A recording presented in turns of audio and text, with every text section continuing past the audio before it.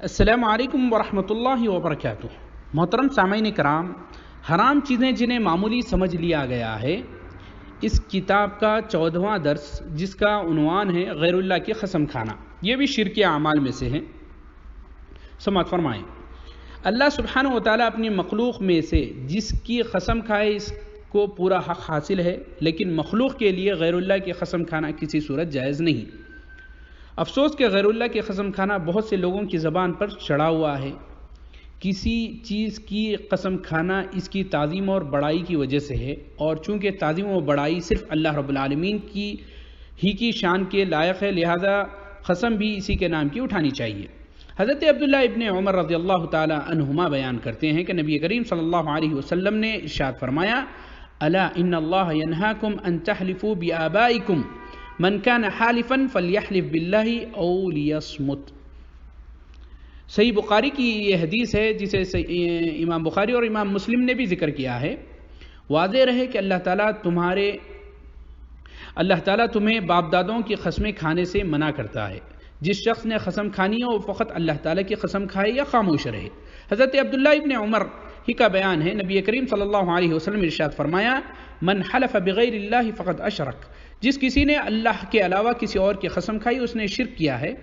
اس حدیث کو امام احمد بن حنبل رحمۃ اللہ علیہ نے اپنی کتاب مسند میں ذکر کیا ہے، اور امام البانی رحمۃ اللہ علیہ نے اپنی کتاب الجامع الصغیر میں اس حدیث کو صحیح قرار دیا ہے۔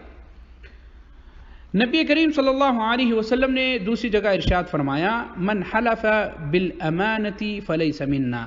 اس کو امام ابو داود رحمۃ اللہ علیہ نے اپنی کتاب میں ذکر کیا ہے سنن میں، اور امام البانی رحمۃ اللہ علیہ نے اس حدیث کو صحیح قرار دیا ہے، جس کا ترجمہ یہ ہے، جس نے امانت کی قسم کھائی اس کا ہم سے کوئی تعلق نہیں ہے، لہٰذا کعبہ، امانت، بزرگی، مدد، فلاں کی برکت، فلاں کی زندگی، نبی کے رتبہ، ولی کا مقام، باپ دادا، ماں اور اولاد کے سر وغیرہ کی قسم کھانا ناجائز اور حرام ہے، اور جو ان میں سے کسی کی قسم اٹھائے تو اس کا کفارہ یہ ہے کہ لا الہ الا اللہ پڑھے۔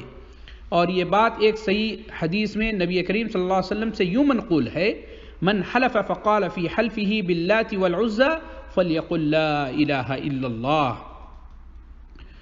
جس نے لات اور عزیٰ کی مشرکین مکہ کے مشہور بت کے نام ہے یہ کی قسم کھائی، وہ بطور کفارہ لا الہ الا اللہ پڑھیں، یعنی اللہ کے سوا کوئی معبود برحق نہیں۔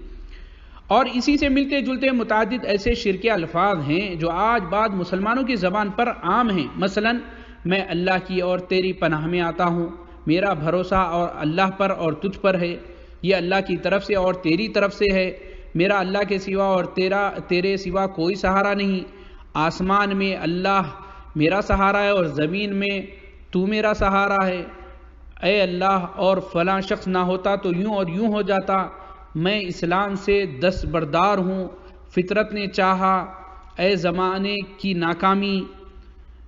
اس طرح کے ہر جملہ بولنا حرام ہے جس میں زمانے کو برا بھلا کہا گیا ہو، مثلا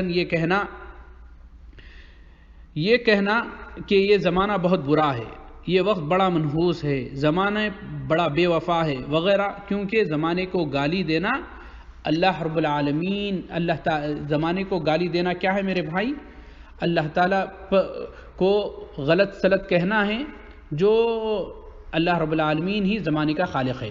اس طرح ہر وہ نام جس میں غیر اللہ کی بندگی کا مفہوم پایا جائے، مثلا عبد المسیح یعنی مسیح کا بندہ، عبد الرسول رسول کا بندہ، عبد الحسین حسین کا بندہ، یہ سب الفاظ شرکیہ ہیں، ان سے بچنا اور عقیدہ توحید کے لیے ضروری ہے۔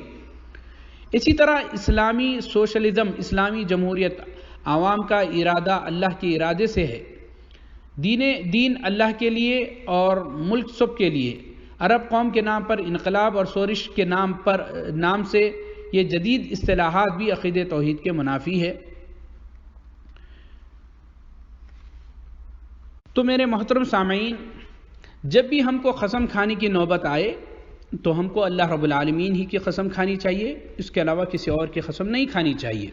تو آج کے درس میں ہم نے یہ سیکھا ہے کہ ہم کو اللہ رب العالمین کی قسم کھانا چاہیے، اس کے علاوہ کسی اور کی قسم نہیں کھانا چاہیے۔ جو آج بعض لوگوں میں یہ روایت پڑ گئی ہے اپنے ماں باپ کی، باپ دادا کی، فلاں کی، پانی کی جو قسمیں کھائی جاتی ہیں، یہ تمام چیزیں حرام ہیں۔ اللہ تعالی ہم تمام کو اس شرک کے عمل سے محفوظ فرمائیں۔ السلام علیکم ورحمۃ اللہ وبرکاتہ۔